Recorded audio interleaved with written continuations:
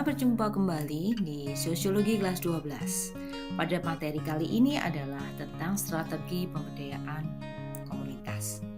Kemarin kita bicara tentang komunitas sosial dan kearifan lokal.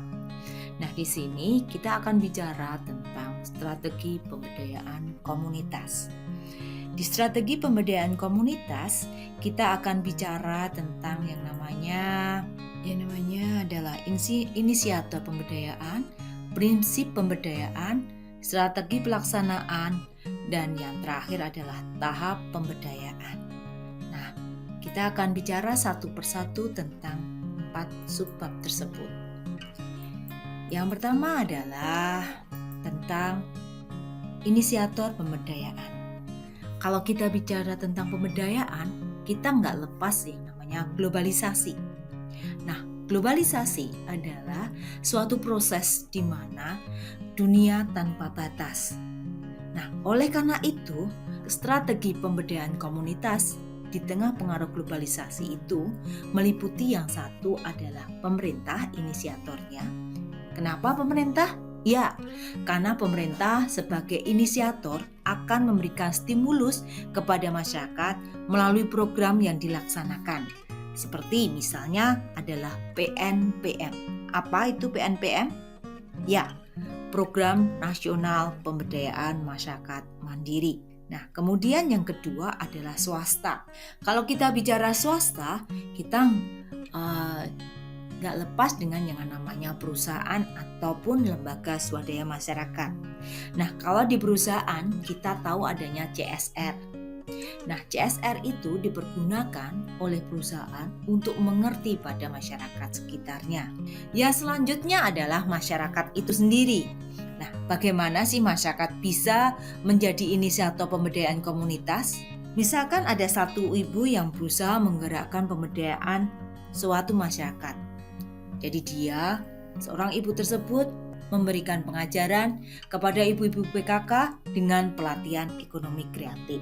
Prinsip pemberdayaan komunitas itu ada 4. Yang pertama adalah kesetaraan. Kalau kita bicara tentang kesetaraan, yaitu memperhatikan prinsip kesetaraan itu sendiri, yaitu antara pemberdaya dan komunitas yang akan diberdayakan mempunyai kedudukan yang seimbang. Jadi, antara yang diberdayakan dan yang memperdayakan itu pada posisi yang sama. Kemudian yang kedua adalah partisipatif. Masyarakat diberi kebebasan memilih dan merumuskan kebutuhannya dalam proses pemberdayaannya. Harapannya adalah masyarakat bisa diberdayakan berjalan beriringan. Kemudian yang ketiga yaitu keswadayaan. Keswadayaan adalah proses menghargai kemampuan masyarakat dalam upaya pemberdayaan dengan mengedepankan kemampuan masyarakat. Yang terakhir adalah TAN. Jadi program pemberdayaan itu tidak berhenti pada satu titik tertentu, tapi terus berulang dan berulang terus. Kemudian kita lanjut ke strategi pelaksanaan pemberdayaan komunitas. Kalau kita strategi pelaksanaan pemberdayaan, itu yang pertama terpikirkan bagi sebuah pemberdaya adalah potensi masyarakat. Karena di sini akan menekankan pada penguatan empowerment anggota komunitas untuk mandiri. Jadi disinilah yang namanya kearifan lokal itu muncul.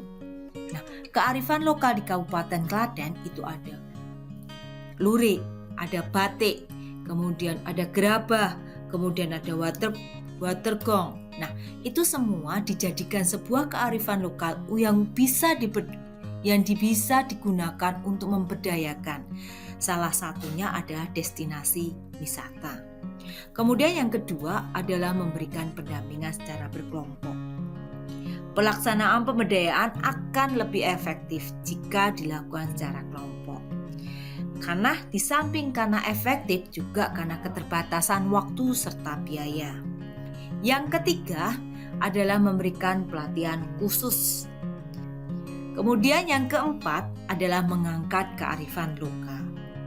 Pihak pemberdaya perlu mengangkat kearifan lokal dalam upaya memberdayakan komunitas. Yang lanjutnya tentu saja harus ada sarana dan prasarananya.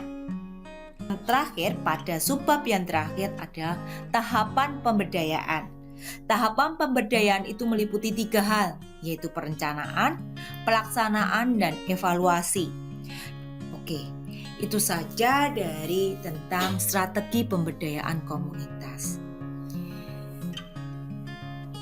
Sementara kalian lihat tugas kalian di e-book, kemudian kalian kerjakan di kelas Edmodo dengan kalian mengupload yang ditulis yang sudah kalian tulis di sesobek kertas. Dan itu saja dari saya dan sampai jumpa.